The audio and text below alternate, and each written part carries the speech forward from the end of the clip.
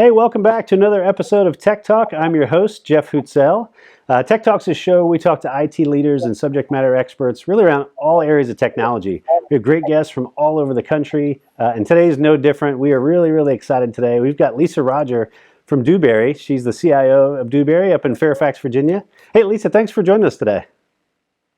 Oh, thanks for having me. I'm really excited to be here today and talk about, all the changes that are going on. So thanks for having me. Yeah, thanks so much. I know it's definitely crazy times. There's a lot of changes, especially if you're in technology. You got to be a little bit nimble these days. But hey, Lisa, maybe before we get into some details, I'd love to hear a little more about Dewberry. Maybe for folks that aren't familiar with you guys as an organization, if you could talk a little about what you do and kind of what makes you guys unique. Oh, great. Yeah. We are all over the country. We have around 50 offices, and we manage everything from engineering, architecture, transportation, intermodal. If you think about architecture around government facilities like libraries and schools to geospatial mapping, we partner with FEMA and help with disaster relief and recovery. We have teams in Puerto Rico and the Panhandle in Florida in the last couple of years. Huge transportation business. And again, all over the country. Our headquarters is in Fairfax, Virginia. We have a little over 2,000 employees, and we pride ourselves on really having that connection with our end customers, understanding, being there in the local level, understanding what their needs, requirements, culture is, and understanding the ecosystems with which we serve so that we can best deliver solutions all across the country. Yeah, it's terrific. So I'm sure you guys have been busy with everything that's been going on over the last few months, and we've had a lot of conversations with CIOs and IT leaders over the past few months about all that comes along with COVID, especially from a technical standpoint of how they've had to shift with everybody going remote and just the change in the business dynamics and things like that. The one thing we haven't focused on as much, and I know you've got a lot of great experience in IT, is really this idea of the leadership aspect of everything that's happening in a crisis. I'm curious from your perspective what that's been like. So what's your mindset been like as you've looked at this and approached it, and how you're taking care of your team, as we go through this time? Yeah, it's a great question. So from a leadership perspective, as always, you're a role model, but your first thought, your first care is for our employees. And our employees are on a wide spectrum with this experience.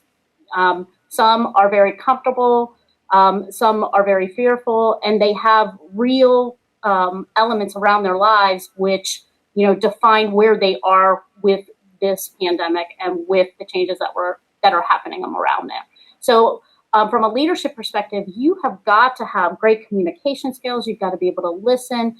You have to understand where people are coming from so that you can meet them where they are, so that they can be, a value to the company, a value to themselves, a value to our end customers. That's one big element. The other really big element is our clients are in the exact same position. And what I mean by that is they're in a wide range of spectrum as well, and being able to perform to not being able to perform. And what can we do to meet them where they're at today to help them accomplish their goals, their missions, and keep the ball moving forward in the best way we can to support them. So that's kind of like a 30,000 foot summary when I'm thinking about the two big elements: our people, number one; our clients, number two, and making sure if you take care of your people, then they'll be able to take care of their clients.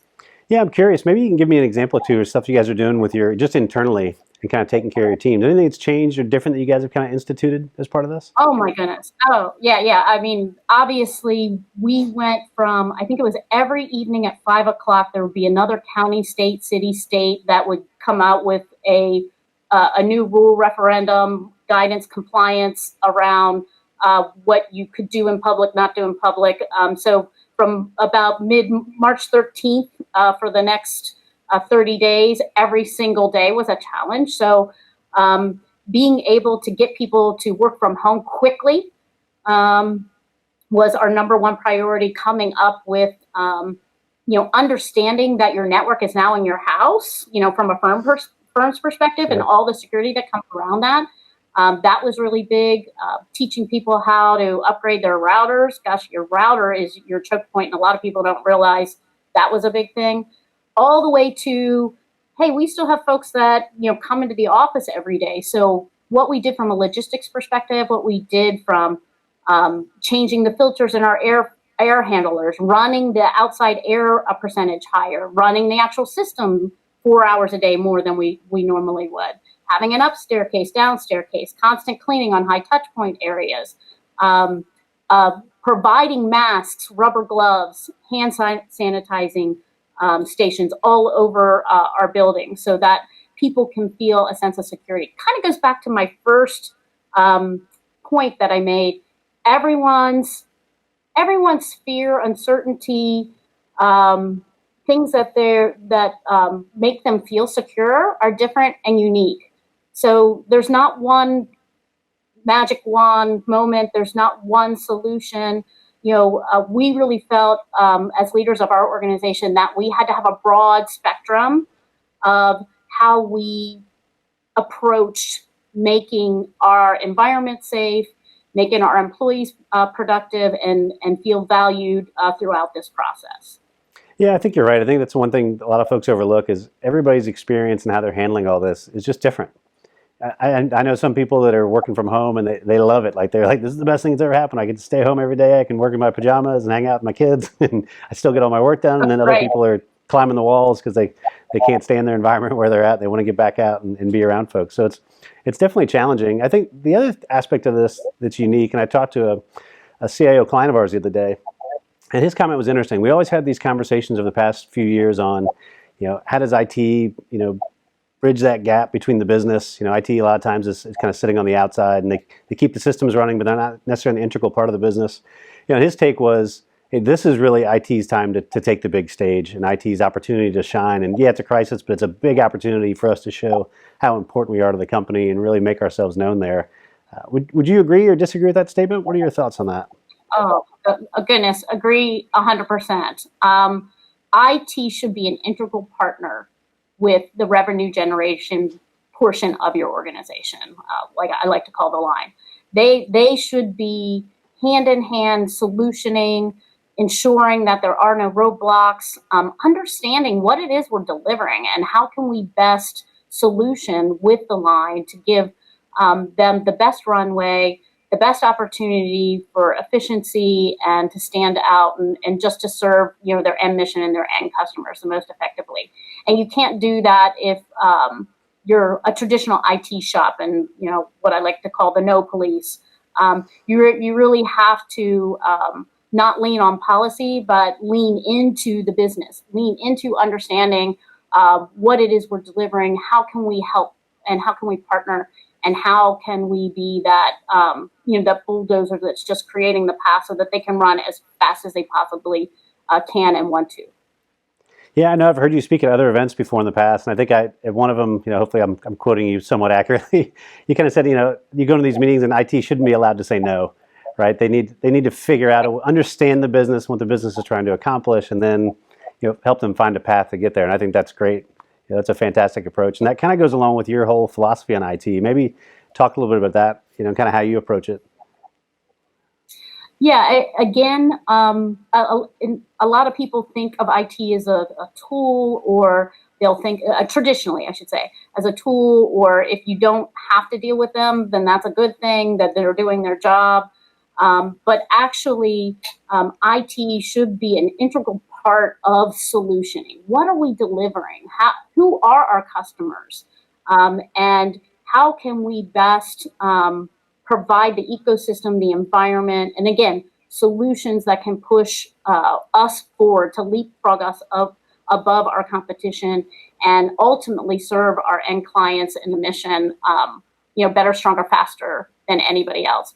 You're right. My big philosophy is you're not allowed to use the word policy and you're not allowed to use the word no when interacting with any of our internal clients. And what that means is you actually have to listen because often you'll get the request, hey, can I do X? And X could be a security risk, or it could break other things. So you want to, your gut, as especially as IT, you just say, no, you can't do that. But really, it's listening. What is it that you're trying to do? What are you trying to accomplish? Let me help you solution a safe way. Let me help you actually perhaps solution a more efficient way. So my philosophy, our strategy, is to really be transparent, collaborate, be resilient, and be that partner that's available for that solutioning and helping the organization press forward and be number one. Yeah, that's awesome, Lisa. I hope people are watching this and got their pens and notepads out and taking some notes here, because it's a great approach. I think it's awesome. I mean, it's why obviously you've had such a great career that you have, and why Dewberry is being so successful right now. But tell us, for people that want to find out more, maybe connect with you or find out more about Dewberry and kind of what you guys do, where can they go to learn a little more about you? Well, great. Thank you so much. Well, Dewberry.com is our corporate website. You can also find me, Lisa Roger, on LinkedIn. I'm active on there all the time, sharing my thoughts, several times a week around leadership, IT, cybersecurity, those elements. I also have a Twitter handler on, at Lisa Roger, and also thejoyfactor.com. So feel free to, connect whichever way you like, whichever way you're comfortable. And I definitely like to share my thoughts, philosophies, things that I see going on, and how it relates to what we're trying to do from executive leadership, but also from technology, security, the nation, and everything that we're trying to do to be safe, secure, and keep moving forward, frankly. That's awesome. Lisa, thank you so much for coming on today. I feel like we could make this like a 5-part series. Just scratching the surface on stuff I'd love to talk to you about, but we appreciate you coming on and all your insights. Definitely stay safe up there in Fairfax, and hopefully we get to hear more from you soon. Thanks so much. It was a pleasure. You got it. Hey, thank you guys for tuning in for another episode. We'll look forward to catching you on the next Tech Talk.